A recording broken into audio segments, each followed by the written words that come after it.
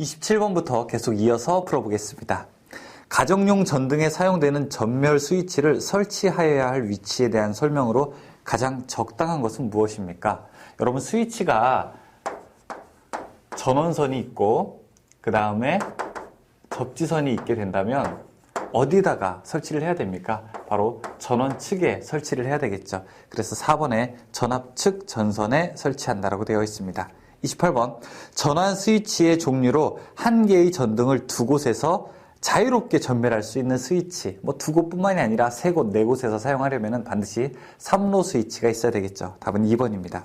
29번, 조명용 백열전등을 일반 주택 및 아파트 각 호실에 설치할 때 현관등은 최대 몇 분 이내에 소등되는 타임 스위치를 설해야 되는가 물어보고 있습니다. 타임 스위치는 설치하는 장소에 따라서 시간이 규정되어 있죠.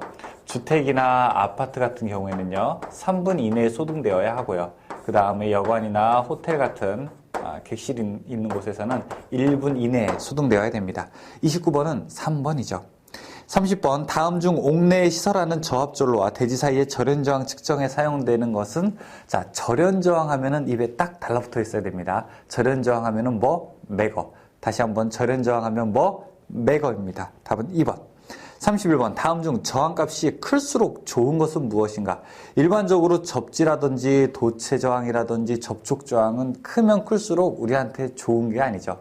하지만 절연 저항, 절연을 위한 저항은 그 저항값이 클수록 우리한테 더 득이 된다고 볼 수 있습니다. 답은 2번입니다.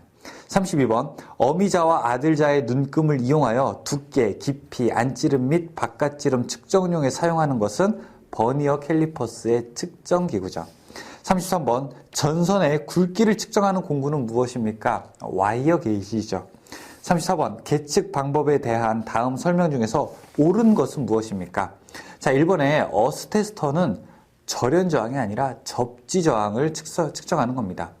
이번에 검전기는요, 전압을 측정하는 게 아니라 전기의 유무를 측정하게 됩니다. 3번의 매거로는 회로의 저항이 아니라 절연 저항을 측정하게 되죠. 4번만 맞는 얘기입니다. 35번, 옥내 배선공사에서 대지 전압을 150V를 초과하고 300V 이하 저압전로의 인입구에 반드시 시설해야 되는 거. 그러니까 150V가 넘고 300V가 이하인 곳에서는 반드시 이것을 설치해야 됩니다. 무엇을 설치하죠? 우리가 바로 누전 차단기죠.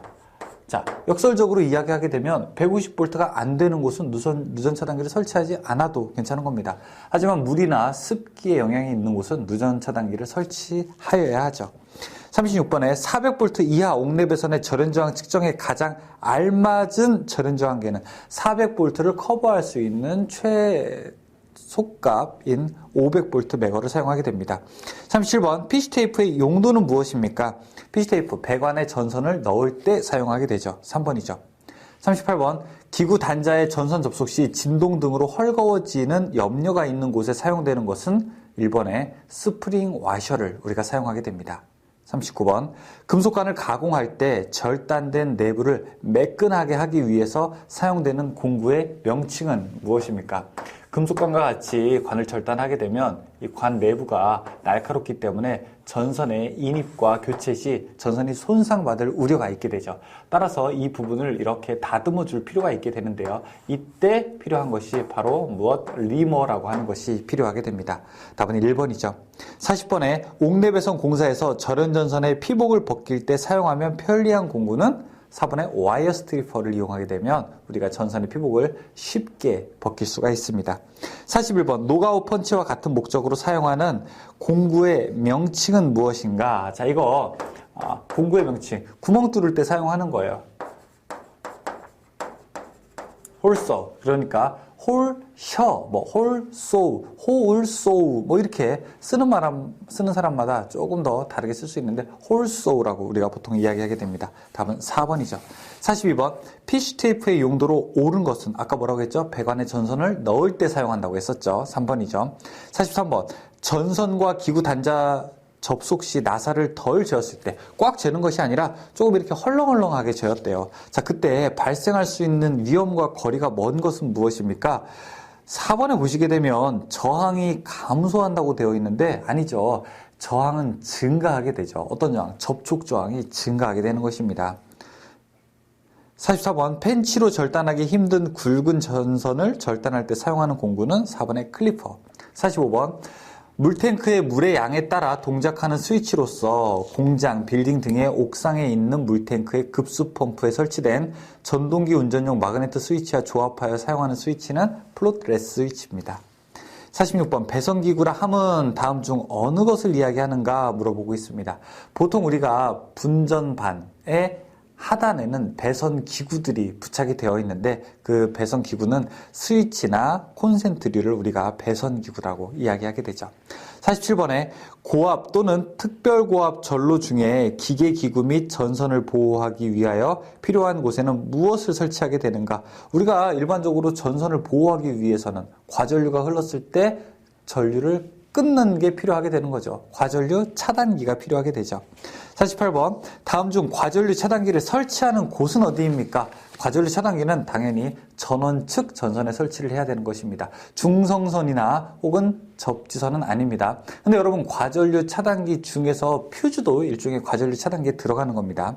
49번 보호 개전기의 종류가 아닌 것은 무엇입니까? 보호 개전기 2번의 OCGR은 지락 과전류 개전기고요. 3번의 DGR은 거리 개전기, 그리고 4번의 SGR은 선택 지락 개전기입니다. 그런데 1번의 ASS는 자동 고장 구분 개폐기, 그래서 개폐기이기 때문에 보호 개전기라고는 볼 수 없어요. 1번입니다.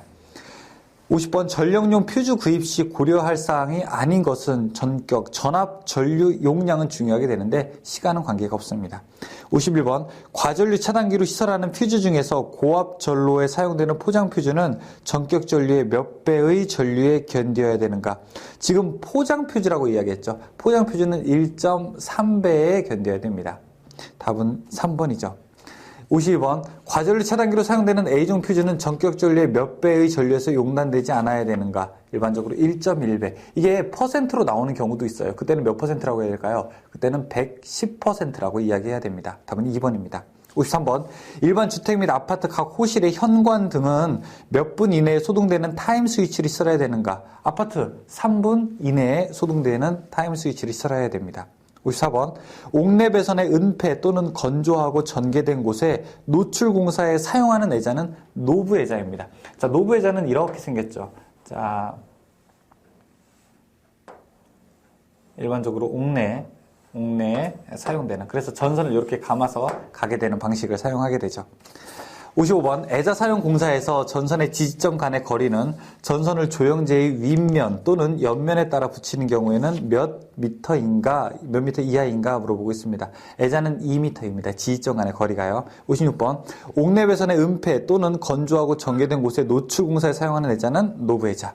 57번 애자 사용 공사에 의한 고압 옥내 배선 등의 시설에서 사용되는 연동선의 공층 단면적은 몇 스퀘어 이상인가 물어보고 있습니다. 여기서 핵심 단어가 있는데요. 바로 고압이라는 말입니다.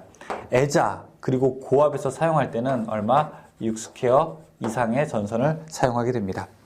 58번에 애자 사용 공사에 의한 고압 옥내 배선의 시설에 사용되는 연동선의 단면적은 최소 얼마인가? 자, 똑같은 문제인데 사실은 맥락은 같은 문제인데 서로 다른 회차에 출제가 된 겁니다. 그리고 58번은 답은 3번이 되는 거죠. 보기가 조금 다르죠. 59번 애자 사용 공사를 건조한 장소에 시설하고자 한다. 사용 전압이 400V 미만인 경우 전선과 조영제 사이의 이격거리는 최소 몇 센티미터 이상이어야 하는가 물어보고 있습니다. 자, 전선과 조영제라고 하는 거는 건축재를 이야기하는 거죠. 전선과 조영제에 있어서 400V 미만이 되게 되면은 이거는 2.5cm 이상입니다. 400V가 넘게 되면 4.5cm 이상 띄워야 되겠죠. 60번에 습기가 있는 장소의 사용 전압이 440V인 경우, 바로 여기 나와 있네요. 400V가 넘는 경우이죠. 애자 사용 공사 시 전선과 조영제 사이의 이격거리는 최소 몇 cm 이상이어야 되는가? 4.5cm 이상입니다. 61번 사용 전압이 220V인 경우 애자 사용 공사에서 전선과 조영제 사이의 이격거리는 얼마인가? 220V잖아요. 그럼 400V 미만이기 때문에 얼마? 2.5cm. 1번이죠. 62번. 저압 크레인 또는 호이스트 등의 트롤리선을 애자 사용 공사에 의하여 옥내 노출 상소에 설하는 경우 트롤리선의 바닥에서 최소 높이는 몇 미터 이상으로 설치하는가? 자, 트롤리선 같은 경우에는 사람이 접촉할 우려가 있게 되는 거죠. 그래서 충분히 높이 설치를 해야 됩니다. 답은 3번 3.5m 이상 설치를 해야 됩니다. 네, 자, 여기까지 봤습니다. 기본적으로 뭐 어떤 수치를 외우는 것보다는 어떤 개념 외우고 차단기라든지 기본적으로 설치 위치라든지 공구 이름 이런 것들이 조금 나왔습니다. 잘 보시고 여러분이 충분히 여기 있는 것들은 뭐 한두 번 정도 보시게 되면 여기 있는 건 다 맞추실 수 있을 것 같아요. 네, 잠깐 쉬었다가 문제 이어서 풀어보도록 하겠습니다. 수고하셨습니다.